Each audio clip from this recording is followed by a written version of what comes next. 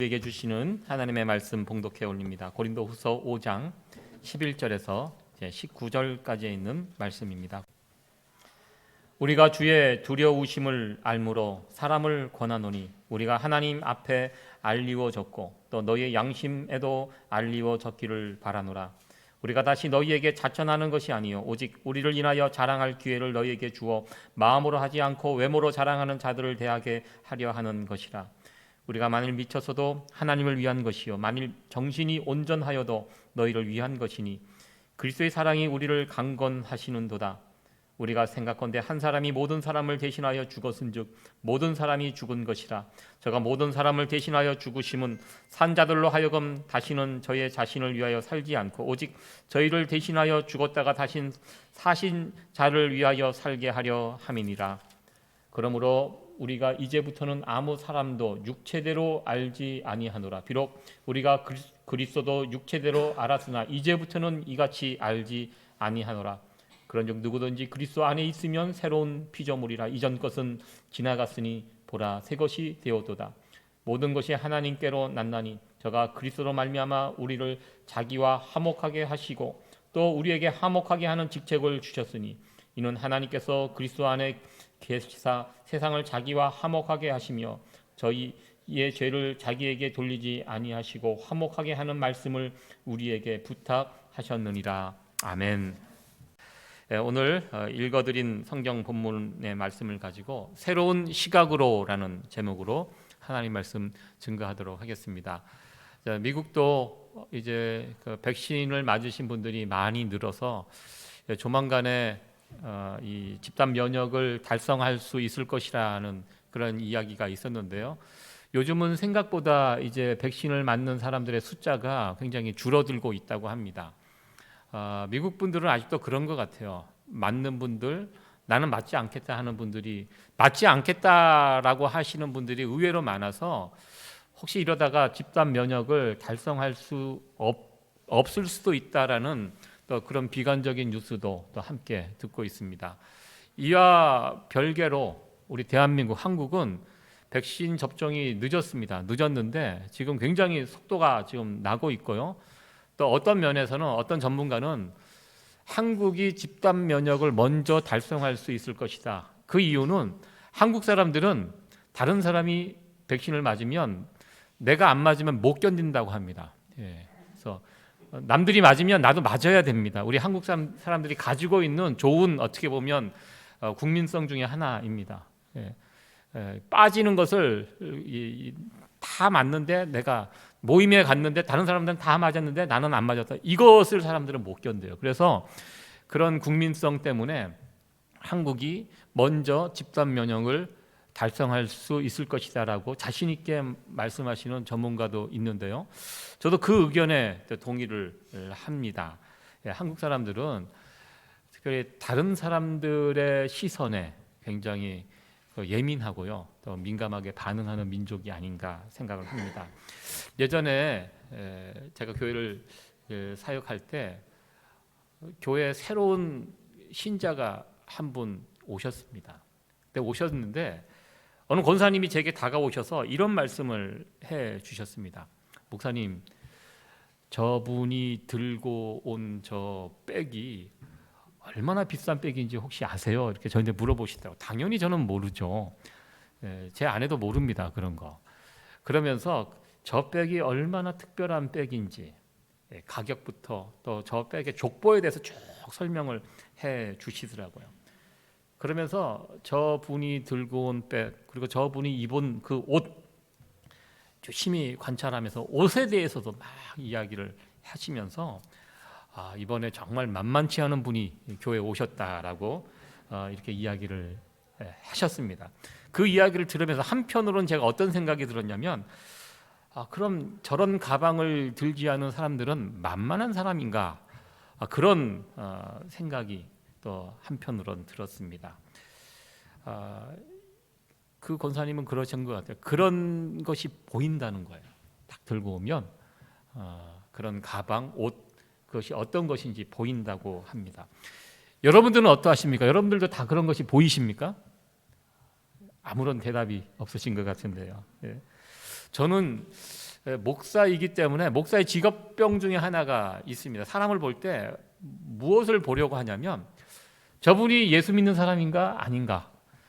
그게 제일 중요한. 저는 식당이나 어디 낯선 곳에 가서 새로운 사람을 봤을 때 저분 안에 생명이 있나 없나, 그것이 먼저 체크 포인트입니다. 예수 믿는 사람인가 아닌가.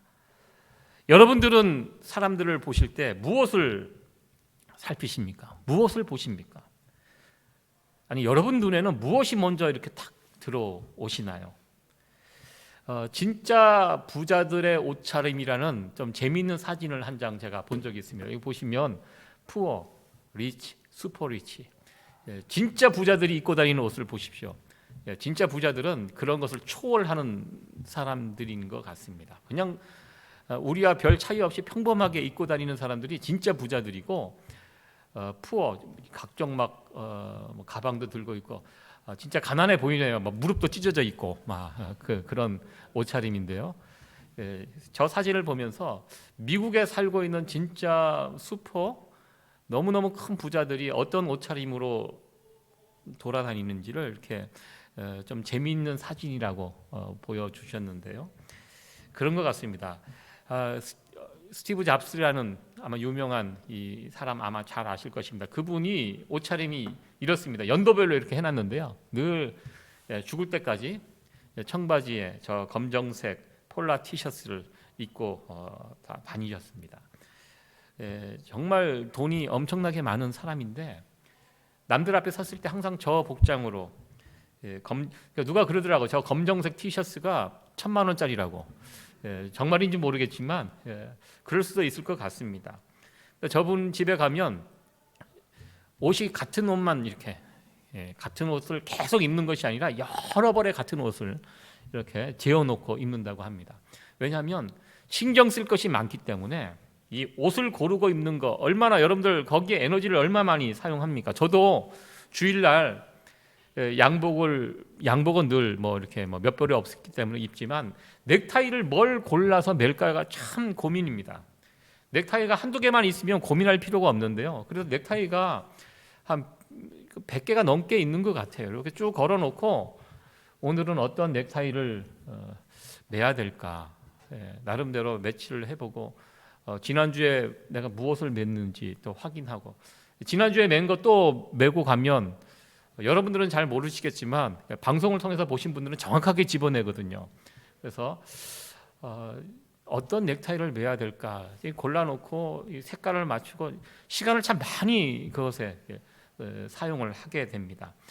저와 같이 유명한 분들, 바쁘신 분들은 이런 시간들이 아까운 것입니다. 그래서 다 같은 옷, 그래서 다른 이런 일에 고민하지 않고 정말 해야 할 일에 집중할 수 있도록 심플하게 살아가는 이런 모습들이 있습니다. 중요한 것은 그런 것 같아요. 걸친 옷이 아니라 중요한 것은 사람입니다. 여러분들은 사람을 보실 때 무엇을 보고 계십니까? 여러분 눈에는 어떤 것이 눈에 먼저 들어오십니까? 고린도 후서 5장 17절 말씀은 우리가 너무나도 잘 알고 있는 말씀입니다. 그런즉 누구든지 그리스도 안에 있으면 새로운 피조물이라. 이전 것은 지나갔으니 보라 새 것이 되었도다. 우리가 예수님을 영접한 이후에 우리가 이 복음의 말씀, 우리가 이제 새로운 피조물, 더 이상 죄인이 아닌 하나님의 자녀, 새로운 피조물, 이것으로 살아간다고 이 말씀을 암송하고 우리가 선포하고 가슴에 새기고 살아가는 아주 중요한 성경 구절 말씀입니다. 그러나 여러분들, 새로운 피조물이란 어떤 피조물인지, 이 새로운 피조물이 무엇인지 그 부분에 대해서 설명한 부분들을 여러분들 들어보셨습니까? 우리가 고린도후서 5장 17절 말씀은 잘 알고 있지만 이 말씀의 진짜 의미는 자주 잊어버리고 사는 것 같습니다. 우리가 성경 구절을 한 구절 암송할 때, 붙잡을 때 이 성경의 문맥에서 이 성경 구절이 차지하는 비중, 이 성경 구절이 무엇을 이야기한, 진짜 의미가 무엇인지를 문맥을 통해서 살펴보는 것이 대단히 중요합니다. 이 새로운 피조물에 대해서, 새로운 피조물이 어떤 사람인지를 설명하는 구절이 16절 바로 앞절에 나와 있습니다. 새로운 피조물이 무엇인지 다시 한번 우리 16절 말씀은 같이 한번 읽어보도록 하겠습니다. 시작. 그러므로 우리가 이제부터는 아무 사람도 육체대로 알지 아니하노라. 비록 우리가 그리스도를 육체대로 알았으나 이제부터는 이같이 알지 아니하노라. 새로운 피조물, 예수님을 영접하고 하나님의 자녀가 된 사람들이 새로운 피조물이라고 하는데요. 새로운 피조물은 어떤 사람이냐? 사도 바울이 이야기합니다. 예전에는 사도 바울도 예수님을 바라볼 때 세상적인 관점으로 바라봤습니다. 예수님, 하나님의 아들이 아닌 것으로 사도 바울은 그렇게 바라봤습니다. 하나님의 아들 메시아면 저런 식으로 올 수 없다는 것입니다. 저렇게 누추한 나사렛이라는 그런 멸시받는 동네에서, 그리고 외모도 그렇게 훌륭하지 않고 저렇게 나약한 모습으로 올 수 없다는 것입니다. 그래서 사도 바울은 이전에는 예수님을 부정하고 또 예수 믿는 사람들을 잡아 가두는 일에 앞장섰던 사람이 사도 바울입니다. 그러나 그런 사도 바울이 다메섹 도상에서 예수님을 만나고 시각이 바뀌게 됩니다. 새로운 피조물이 됩니다. 예수님을 영접하고 나서 그 다음부터 사람을 바라보는 안목이 바뀌었다는 것입니다. 새로운 피조물은 어떤 사람이냐? 사람을 바라보는 안목이 바뀐 사람이 새로운 피조물이라는 것입니다.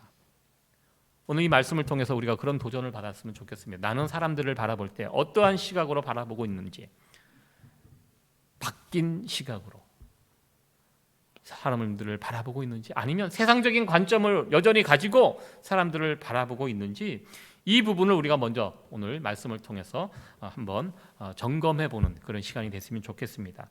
이 고린도 교회 성도들은요, 사도 바울을 통해서 복음을 받아들였지만 여전히 세상적인 관점을 가지고 사람들을 바라보고 평가하는 그런 사람들이 고린도 교회 교인들이었습니다.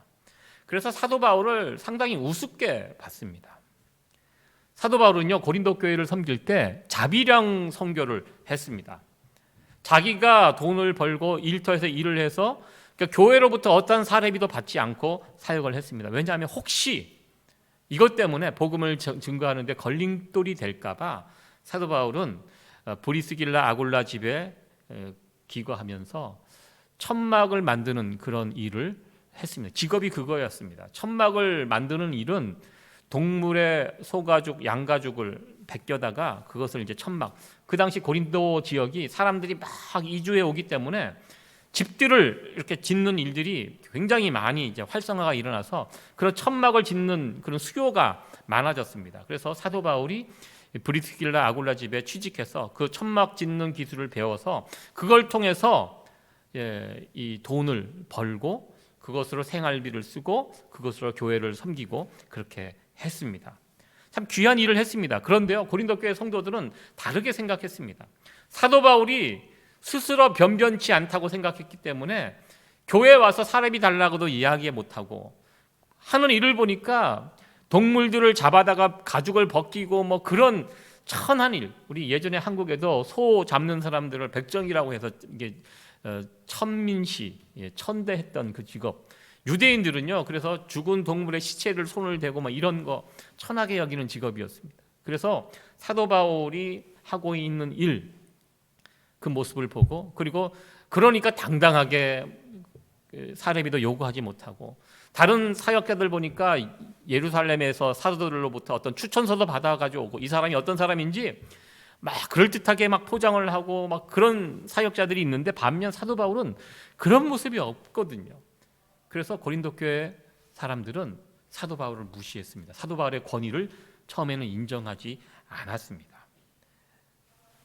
고린도 후서를 읽다 보면 사도 바울의 개인적인 상황을 소상히, 다른 성경보다 참 소상하게 밝히는 내용들이 고린도 후서에 많이 나옵니다. 그러니까 사도 바울도 너무 무시를 당하다 보니까 속이 상한 거예요. 그래서 어느 날 한편으로는 고린도교회 성도들의 너 내가 얼마나 대단한 사람인지 아냐, 내가 유대인 중에 유대인이고 바리새파 중에 진짜 바리새인, 정통 바리새인이었고 가말리엘 수하에서 공부 정말 최고 학벌을 가진 사람이고, 내가 예수님도 직접 만났고, 뭐 개인적인 사도 바울의 개인 정보가 이 고린도 후서에 많이 나와 있는 것을 보게 됩니다. 우리는 이 고린도후서에 나와 있는 사도 바울의 이야기를 통해서 우리는 사도 바울이 어떤 사람이었는지를 우리는 알게 됩니다. 왜냐하면 고린도 교회 성도들이 무시를 했습니다. 사도 바울이 정말 아무것도 아닌 별볼로 세상적인 가치관을 가지고 사도 바울을 바라보니까 얘기를 안 하니까, 자기 자랑을 안 하니까, 그래서 이 고린도후서에 보면 사도 바울이 자기 자랑을 했던 그 부분이 나옵니다. 그걸 통해서 사도 바울이 전한 복음이 사도 바울이 무시당하는 건 괜찮은데요, 사도 바울이 전한 이 복음마저도 무시하려고 하니까 사도 바울이 어쩔 수 없이 사도 바울이 어떤 사람인지를 소개하는 내용이 이 고린도 후서에 나온 것을 보게 됩니다. 사실 사도 바울은요, 위대한 선교사입니다. 예수님 이후에 사도 바울만큼 위대한 선교사가 또 있었습니까? 아마 앞으로도 사도 바울보다 위대한 선교사는 나오지 않을 것이라고 생각합니다. 그런데 이 위대한 선교사 사도 바울을 고린도 교회 성도들은 인정하지 않았다는 것입니다. 그 정도 되면 웬만한 사람 같으면 이 고린도 교회를 그냥 떠날 것 같아요. 그 당시 사도 바울의 손길이 필요한 교회들이 많이 있었습니다. 그리고 선교가 시급한 지역도 많이 있었습니다. 떠나서 새로운 사역지, 새로운 교회에 가서 열심히 사역하면 됩니다. 그런데 사도 바울은 그렇게 하지 않았다는 것입니다. 포기하지 않았습니다. 이 교회를 포기하지 않고 그 고린도 교회 성도들 가운데 한 영혼 그 영혼들이 혹시 실족할까 봐 전전긍긍하면서 그들을 붙잡고 울면서 기도하고 눈물로 사역했던 교회가 고린도 교회고 사도 바울의 사역이었습니다. 이런 면에서 참 사도 바울은 정말 위대한 선교사이며 또 목회자라고 저는 생각합니다. 여러분, 누가 진정으로 위대한 목회자입니까? 저도 이렇게 돌아보면요, 그동안 수많은 선배 목사님들 이렇게 생각이 나는데요, 물론 큰 교회, 큰 목회하시는 목사님들도 있습니다. 그런 분들이 다 이상한 분들이라는 얘기는 절대로 아닙니다. 교회가 아무리 커도요, 어떤 목사님은요, 한 사람 한 사람을 정말 소중히 여기며 그 한 사람이 실족한 것에 대해서 가슴 아파하며 그 사람을 위해서 울면서 그 한 사람, 여전히 수많은 성도들이 교회에 남아있지만 그 한 사람, 실족한 사람을 위해서 눈물로 기도하며 찾아가며 또 찾아가며 다시 회복될 때까지, 그 사람이 다시 일어날 때까지 염려하며 전전긍긍하는 그런 목사님 지나고 보니까요, 그런 목회자가 위대한 목회자라는 것입니다. 정말 스케일 크게 아주 늠름하게 강하게 아주 카리스마 있게 그렇게 목회하는 목회자보다 정말 어떻게 보면 나약하게 한 사람 앞에서 큰 소리 치지도 못하고 그냥 조심하면서 그 한 사람을 세워가기 위해서 그 영혼을 위하여 눈물과 기도로 애쓰고 수고하는 그 목회자가 지나고 보니까요, 정말 위대하고 큰 목회자가 아닌가 이렇게 생각을 해봅니다. 아마 여러분들도 그동안 만났던 수많은 목회자들이 있을 것입니다. 생각나는 분들이 누굽니까? 큰 사람 아닙니다.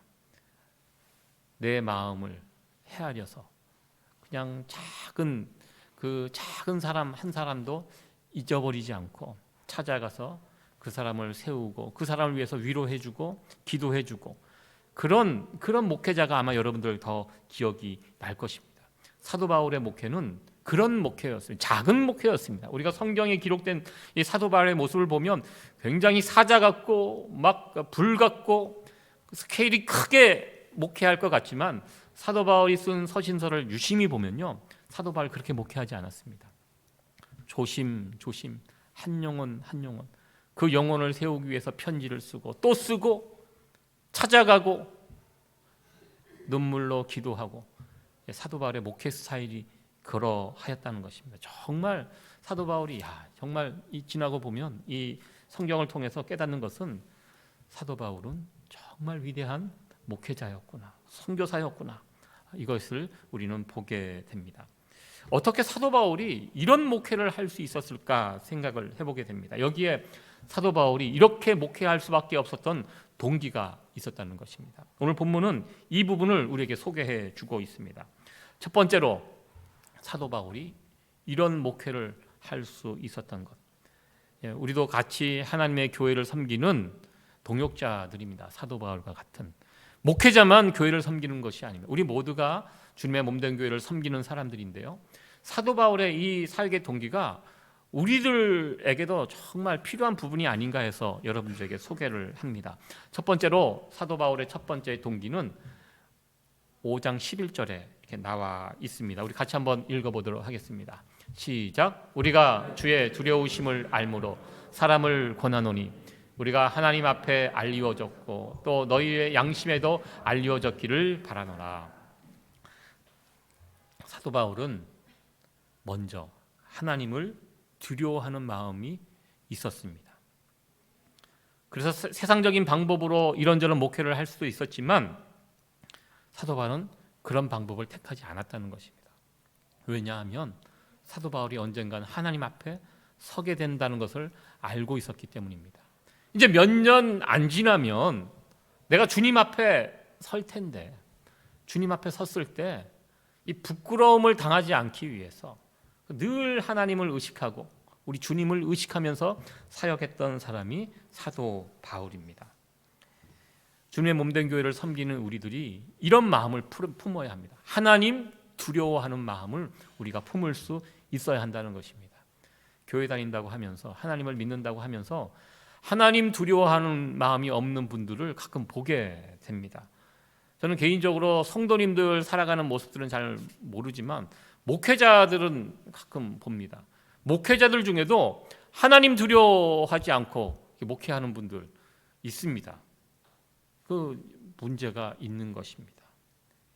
우리가 언젠가 반드시 그 하나님 앞에 서게 됩니다. 주님을 우리가 만나게 됩니다. 사도 바울은 이것을 늘 생각했습니다. 그래서 하나님을 두려워했습니다. 그래서 이 땅에서 하나님을 두려워하면서 사역을 했다는 것입니다. 사람을 두려워하지 않고 사람의 시선을 의식하지 않고 오직 하나님을 두려워하고 하나님의 시선을 의식하면서 사역을 했던 사람이 바로 사도 바울입니다. 우리들도 교회를 섬기면서 이 마음이 있어야 합니다. 먼저 우리가 하나님 두려워하는 마음을 가지고 불꽃 같은 눈으로 지금도 우리를 살피시는 그 하나님 앞에서 내가 어떻게 말하고 행동해야 할까 늘 염두에 두고 우리가 교회 생활을 할 수 있어야 한다는 것입니다. 그리고 두 번째로 사도 바울의 사역의 동기는 14절에 나와 있습니다. 같이 한번 읽어보도록 하겠습니다. 시작. 그리스도의 사랑이 우리를 강권하시는도다. 우리가 생각건대 한 사람이 모든 사람을 대신하여 죽었은즉 모든 사람이 죽은 것이라. 아멘. 그리스도의 사랑이 우리를 강권하시는도다. 이게 무슨 뜻입니까? 이 강권하다의 뜻은 사도 바울이 예수님 사랑에 지금 붙잡혔다라는 것입니다. 붙들린다, 가두어 놓다 그런 뜻입니다. 사람을 감옥에 가두어 놓다 이때 사용하는 단어 강권하다. 지금 사도 바울은 예수님의 이 사랑에 붙잡혀 있어요. 그래서 지금 고린도 교회에서 이 수모를 당하지만 그 교회를 떠나지 않고 그 교회를 위해서 눈물로 사역하고 있습니다. 왜? 사랑 때문에. 예수님의 사랑, 십자가의 사랑 때문에 사도 바울은 지금 이 교회에서 이렇게 사역을 하고 있다는 것입니다. 우리 가정의 아버지, 가장의 무게가 요즘 점점 무겁지요. 예전에 그런 방송을 본 것 같습니다. 어느 가장이 회사에서 정리해고를 당할 위기가 닥쳤는데요. 계속 버티니까 회사에서 책상을 아예 빼버렸습니다. 책상을 빼버리면 무슨 뜻입니까? 나가라는 얘기인데 이분은 나갈 수가 없는 거예요. 왜? 아직 집안의 막내가 대학을 졸업하지 않았기 때문에 2년 남았다고 합니다. 내가 무슨 수모를 당해도 내가 이 회사에 그냥 붙어 있겠다 하면서 이 책상을 뺐지만 그 회사에 출근하고 아무 할 일이 없지만 그 의자에 그냥 버티어 앉아 있는 이 모습, 참 이 눈물 나는 그 장면입니다. 왜 그렇게 합니까? 아마 혼자라면 쉽게 던지고 나올 것입니다.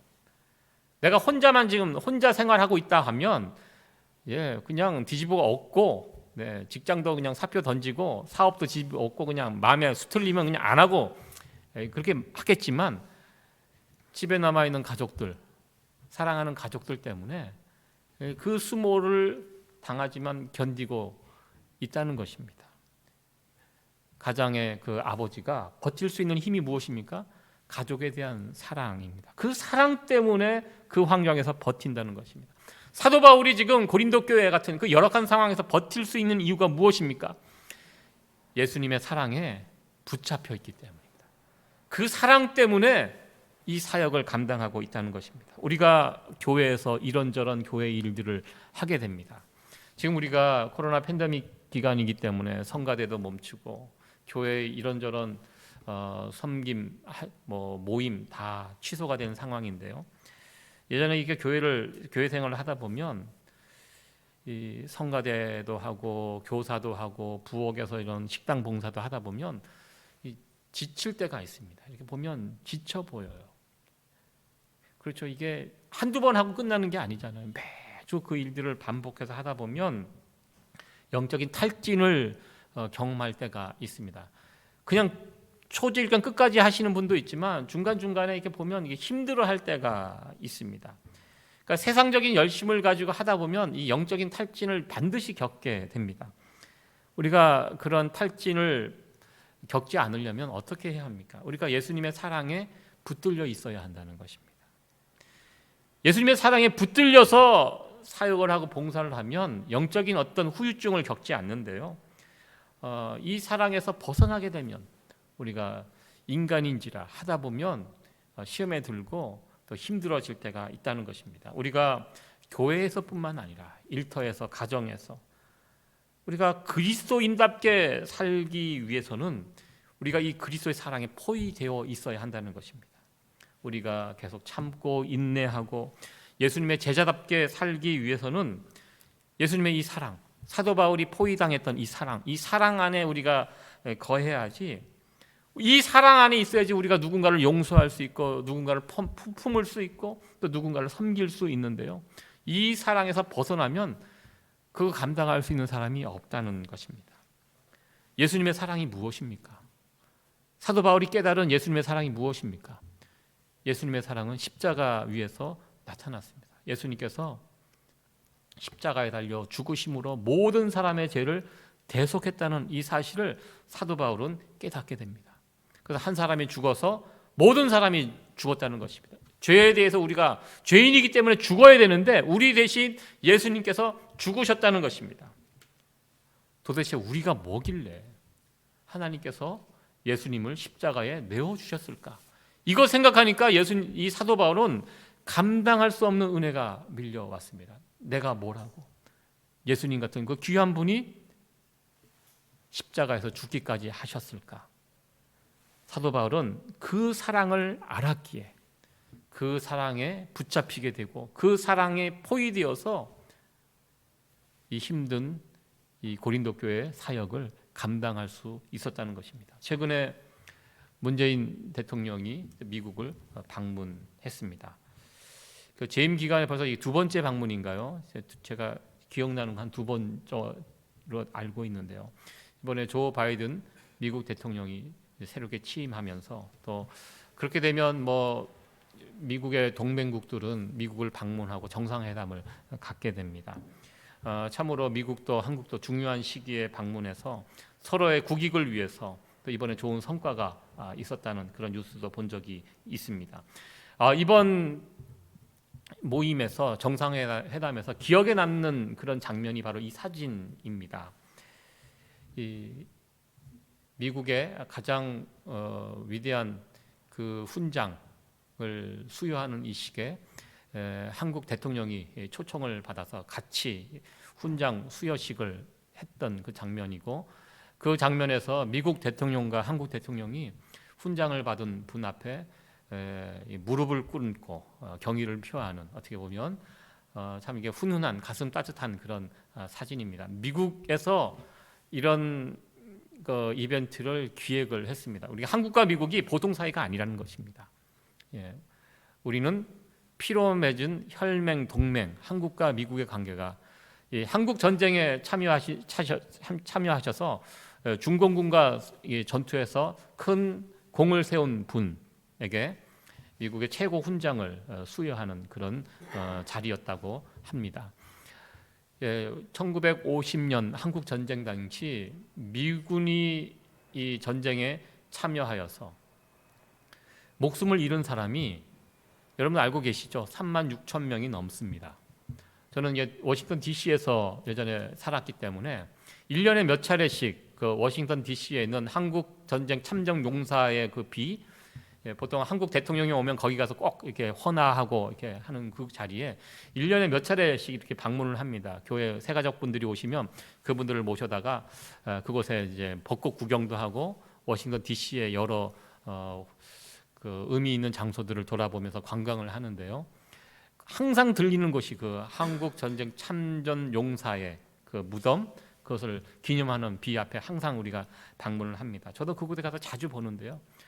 무심결에 비석에 새겨져 있는 희생자 수가 36,000명이 넘는다는 그 숫자를 보면서 야, 대단하다. 그때 당시 1950년 당시 한국은 정말 못 사는 나라였습니다. 1950년대 미국은 굉장히 잘 사는 나라였습니다. 그 피 끓는 청춘들이 한국에 와서 36,000명이나 넘는 사람들이 목숨을 잃었습니다. 한국 땅에서. 한국 전쟁을 콜드워라고 이렇게 표현합니다. 굉장히 추운 미군들이 와갖고 한국에 와서 이 추위에 떨고 이 전쟁에서 36,000명이나 죽었다는 이 사실이 정말 저에게는 크게 다가왔습니다. 야, 한국이 뭐라고? 그럴 만한 가치가 있는 나라였는가, 우리나라가?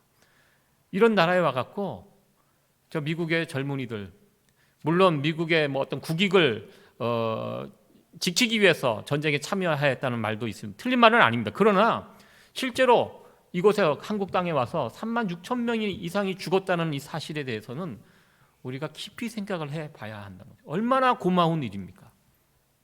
한국이 뭐라고? 그 나라에서 와서 그 피를 흘려서 대한민국을 대신 지켜주었다는 것입니다. 그 생각을 하면 참 미국이 우리는 참 고맙습니다. 여러분들 다 미국 고마우시죠? 네, 고마워요. 그 생각을 해보면 정말 미국이 우리에게는 특별한 나라. 그래서 한국 분들은 미국을 참 좋아합니다. 그런 면에서 참 고마운 나라라는 것을. 그래서 이 사진이 보여주는 여러 가지 의미들이 있다는 것입니다. 우리 한국은 여전히 미국의 이 은혜들을 잊지 않고 기억하고 있다는 그런 것을 느끼게 해주는 그런 사진이고요. 그리고 가끔 전쟁에 참전했던 용사들이 70년이 지난 다음에 한국을 방문하시는 그런 이벤트가 있습니다. 그분들이 한국에 와서 너무너무 기뻐하세요. 한국이 선진국이 되었습니다. 여러분들 그거 알고 계시죠? 최근에 밝혀진 사실은 한국이 선진국이라는 것입니다. 한국이 그 전쟁의 폐허를 딛고 선진국이 된 최초의 나라입니다. 이 굉장한 것입니다. 한국 사람들이 정말 대단한 민족입니다. 그래서 많은 전쟁 참전 용사들이 그 옛날 못 살던 그 한국을 다시 재방문하고 놀랍니다. 이렇게 발전한 나라가 되었고, 그러면서 많은 분들이 눈물을 흘리고 감격해하고 자신들이 그 과거에 이 땅에서 흘렸던 헌신과 희생이 헛되지 않았구나. 야, 정말 대한민국 사람들 잘 살았구나. 자신들이 참 수고했는데 만약에 우리가 여전히 못 살고 힘들게 산다면 그분들의 헌신, 희생, 이게 정말 이게 아까운 희생과 헌신이 되잖아요. 지나고 보니까 한국이 이렇게 잘 사는 나라가 되고, 그러니까 이 전쟁에 참여했던 용사들이 그 옛날을 생각하면서 감격의 눈물을 흘리는 그런 모습들을 또 이렇게 방송을 통해서 본 적이 있습니다. 우리 한국 분들도 그 사람들의 헌신, 수고 헛되지 않게 열심히 살았습니다. 전쟁 이후에 대한민국을 다시 재건하고, 우리가 허투루 살면 안 된다. 우리가 얼마나 많은 사람들의 피와 땀으로 지켜진 나라입니까? 그것을 기억하면서 한국이 열심히 노력해서 지금의 이 대한민국을 만들 수 있었다는 것, 참 귀한 모습이 아닌가 생각합니다. 사도 바울, 예수님의 그 값진 희생을 기억했습니다. 그래서 그 사랑 안에 갇혀서 살았습니다. 열심히 살았습니다. 그러면서 우리에게 도전합니다. 너희들 예수님의 그 값진 희생으로 새로운 피조물이 되었는데 새로운 피조물이 된 우리들이 어떻게 살아야 할 것인가?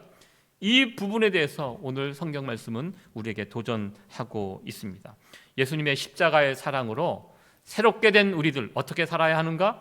그 말씀이 바로 고린도후서 5장 16절과 17절에 있는 말씀입니다. 다시 한번 16절 17절 말씀 읽어보도록 하겠습니다. 시작. 그러므로 우리가 이제부터는 아무 사람도 육체대로 알지 아니하노라. 비록 우리가 그리스도 육체대로 알았으나 이제부터는 이같이 알지 아니하노라. 그런즉 누구든지 그리스도 안에 있으면 새로운 피조물이라. 이전 것은 지나갔으니 보라 새 것이 되었도다. 아멘. 예수님을 위해서 산다는 것이 무엇입니까? 오늘 본문 말씀에 의하면 우리가 더 이상 세상 기준에 갇혀 살지 않는다는 것입니다. 앞에 이야기하죠. 16절에 그럼 우리가 이제부터는 아무 사람도 육체대로 알지 아니하노라. 여전히 세상은 세상적인 기준으로 사람들을 바라보고 평가합니다.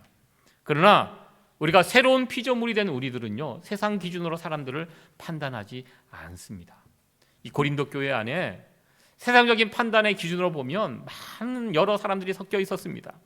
로마 시민권자가 있었고요, 종들이 있었습니다. 노예들이 있었습니다.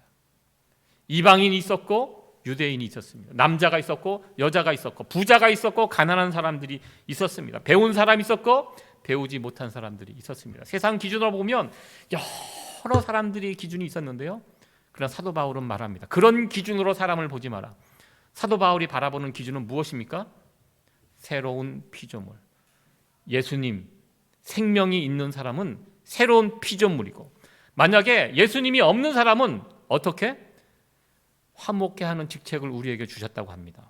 하나님과 화목하게 할 수 있도록, 예수님을 저들이 영접할 수 있도록 이제 우리들이 그 일들을 감당해야 한다는 것입니다. 이것이 이 고린도후서 5장 16절, 17절, 18절 그 이하에 나오는 말씀의 요지입니다. 더 이상 세상 사람들이 바라보는 눈으로 사람들을 판단하지 말라는 것입니다. 새로운 피조물인지 아닌지 이것을 판단하고 저 안에 예수 생명이 있는지 없는지 이것을 바라보고, 만약에 없다면 우리가 전해야 합니다. 하나님과 화목할 수 있도록 예수님을 전해야 하는데요, 그 전하는 방법이 무엇입니까? 그러니까 예수 믿으세요 전하는 것도 있지만 사도 바울이 했던 그 방식, 우리 예수님께서 했던 방식, 십자가를 지셨던 예수님처럼 사도 바울은요, 복음을 증거할 때 함부로 전하고 강권적으로 하지 않았습니다. 사랑의 마음으로, 섬기는 마음으로, 정말 전전긍긍하면서 예수님께서 보여주신 그 십자가를 지시는 그 모습으로 복음을 증거했던 사도 바울의 모습을 보게 됩니다. 우리가 예수님처럼, 예수님을 위해서 살아가는 것은 예수님처럼 다른 사람들을 섬기면서 살아가는 것입니다. 예수님께서 저 사람을 위해서 죽었다는 것입니다. 우리가 사람을 바라볼 때 이 시각이 있어야 합니다. 저 사람을 위해서 예수님이 죽으셨다. 얼마나 귀하게 본다는 것입니까? 우리도 이 시각을 가지고 세상 사람들을 바라볼 수 있기를 원합니다. 사람들을 바라볼 때 저 사람이 내 편인지 내 편이 아닌지, 저 사람이 부자인지 아닌지, 저 사람이 나에게 이득이 되는지 아니 되는지, 이것이 아니라 오직 저 안에 예수 생명이 있는지 없는지, 만약에 그 안에 예수 생명이 없다면 전해야 합니다. 예수 생명을 전해서 저들도 우리와 같이 하나님과 화목할 수 있도록, 이것이 사도 바울이 우리에게 맡겨주신 직책이라고 오늘 말씀을 소개하고 있습니다. 말씀을 정리하도록 하겠습니다. 이 사도 바울이 사역을 하면서 품었던 이 두 가지 마음, 하나님을 두려워하고 예수님 사랑에 갇혀서 사역했다는 이 마음, 교회를 함께 섬기고 세워가는 우리들이 품어야 할 이 두 가지 마음이라고 저는 생각합니다. 이 마음이 있을 때 우리는 시각이 바뀝니다. 사람을 바라보는 시각이 바뀔 수 있다는 것입니다. 그들 또한 예수님의 소중한 핏값으로 사신 사람이라는 이 사실을 우리가 깨닫고 예수님의 사랑을 가지고 그 예수 생명이 없는 자들을 사랑으로 품고 세우고 섬겨가는 그런 저희들이 되어지기를 간절히 소원합니다.